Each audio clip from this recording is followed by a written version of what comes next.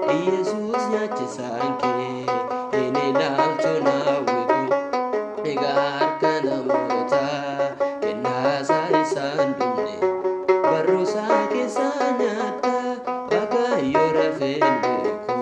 irree bakka namootaa dukkaana sana keessa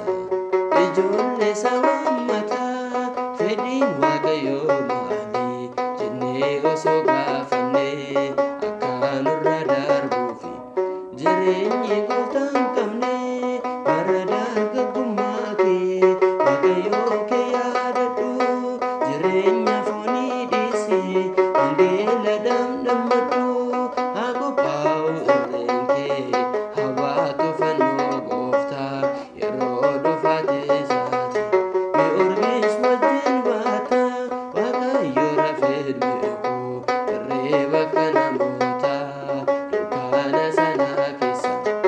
ijoollee sawammataa fedhiin Waaqayyoo maali jennee osoo gaafannee akka nurra darbuufi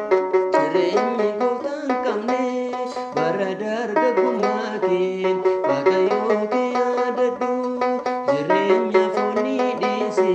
wangeela damdammadhu haa qophaa'u irreen kee haa baatu fannoo gooftaa guyyaa dhufaate isaati Kiristoos wajjin baata Waaqayyo rafeen beeku irree bakka namootaa dukkaana sana keessa